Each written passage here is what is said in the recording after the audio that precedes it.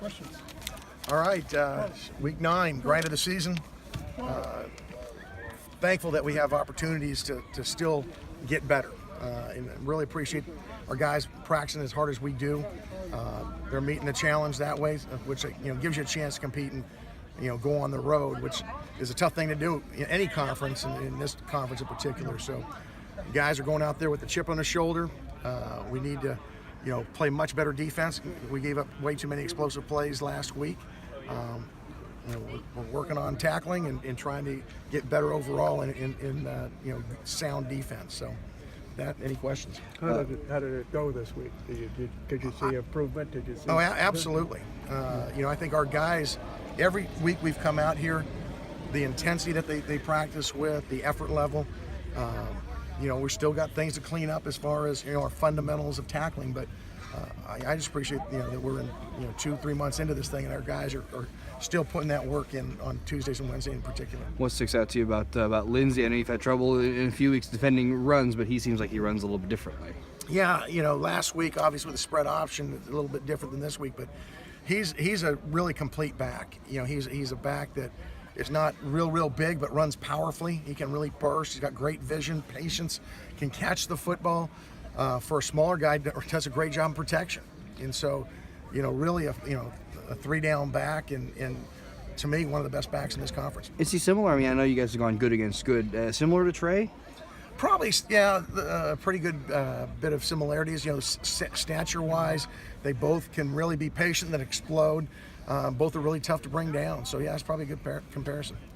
You mentioned something I was going to ask about. He doesn't look big on tape, but he runs through guys. And he plays big. Yeah. Reminds me a little bit of a bigger Donnell Pumphrey from San Diego State a year ago, where you look at him, you think he shouldn't, run between the tackles the way he does, but he does. And so you got to give him credit, and you got to get our guys ready to play against a back who runs very, very powerfully.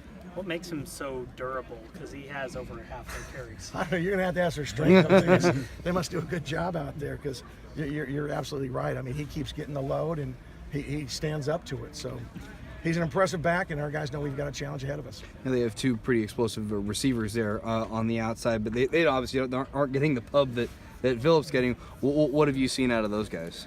Well, they've got a first-year starter now, as opposed to what they had an NFL quarterback last year. But both those guys are long. They'll go up and get it. They'll catch the 50-50 balls. We got to do a great job keeping them in front of us. And not let it get thrown over the top of us. How much is not having a guy like Seth Lou out last year? How much of a difference has that made? I mean, in their well, I think anytime you lose a great quarterback, it's going to be tough on everybody.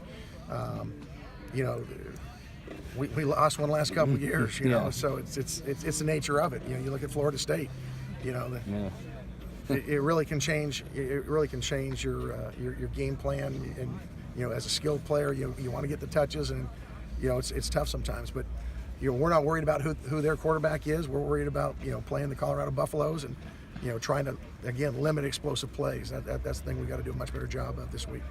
Under McIntyre for years, doesn't seem like they turn the ball over very much. Is there something about his discipline, their offense, that allows them to not turn it over? Well, I'm sure that's part of it. They're committed to running the football.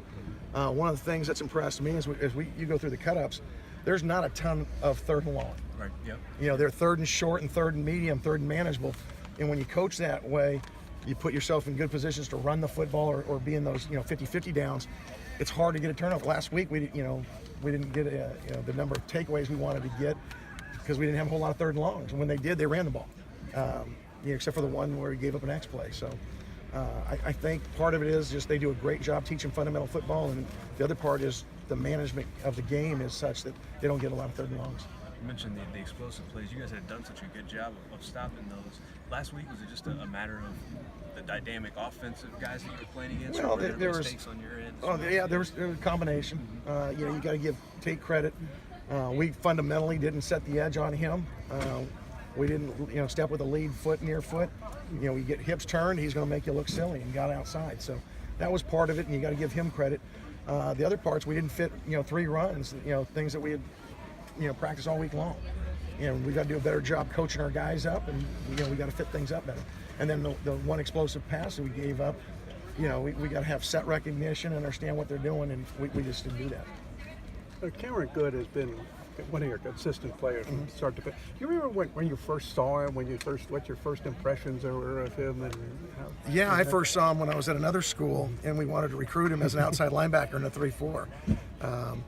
You know, fortunately at the time, unfortunately, but for me now, unfortunately, you know, he came to Cal, and I think he's a prototypical body type for what we're looking for at that position. He's a guy who can rush the passer, he can play in space. He's a fluid guy that can really run with receivers and still do a nice job in pass rush. And the bonus is he really understands football, so we can put him in different positions, and because of his knowledge of the game, he plays fast. have you seen him grow from day one till? From a football standpoint, yes. From a stature, no. We want him to put more weight on it. So if you're saying grow, you got to be careful on how you take that. I got it. But he has grown from a football. Oh yeah, from a football standpoint, I think Coach Tuioti and Coach Azanaro are both doing a really nice job. They're taking a great-looking piece of clay and molding him to be a really good football player. You just wanted to be a little bigger football player. Absolutely, keep want adding more of more a clay football into player. there. That's what we're looking for. Does having a mutual recent opponent in Arizona help in breaking down the tape at all? I'm sorry. Does having a recent mutual opponent in Arizona help in breaking down the tape at all? No, not really. You know, they're going to do what they do. You look over the season, a little bit it's who they're playing. So the structure of the defense is what we're looking at. You know, if someone bases out of a 3-4, we'll look at the plays, how they block those plays, and how they want to attack that type of a defense. So it's more so that than, you know, hey, we had a common opponent in Arizona. You cut your teeth at Air Force. It's a little bit of a homecoming, at least to the state. Well, yeah, it's going to be a little bit neat going back there. I've got some good friends in Colorado still. The academy's playing up the road in Fort Collins, but one of my old teammates is going to make it out. He flies for Southwest. He's going to be at the game, so it'll be nice to see him. Saw Devante walk out here at the end there and kind of brighten everybody up for a little bit. How's he handled everything that's going on right now? I think very maturely. You know, I was bitterly disappointed for him. He was bitterly disappointed.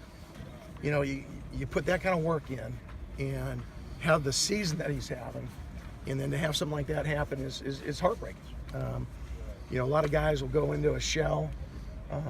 You know, he was about 24 hours that you know, felt bad, but since then it's like, how does my role change and how do I get this team better? And so, you know, a lot of times during practice he's in getting rehab, but when he comes out, I mean, yeah, you're absolutely right. Guys have smiles on their faces, and he can give them some insight from playing that, you know, maybe I'm coaching something else up and he's grabbing on the side, which, you know, I really appreciate, and I know the rest of the players do. I was about to ask, has he become another little graduate assistant there Well, for you? yeah, exactly. You know, an undergraduate assistant, but yeah, no, and I think that will keep him connected to our team and just psychologically help him get through this, knowing that he can continue to help us, you know, have as good a football season as we can have. And is part of it also him still essentially getting mental rest, because he's going to heal and he's going to be a pro prospect at some point? Yeah, I assume that, and so does he. And I think we run a defense that translates, you know, to the next level. And so for him to continue to be involved and understand leverages and calls, I think it doesn't do anything but help his game. All right. All right.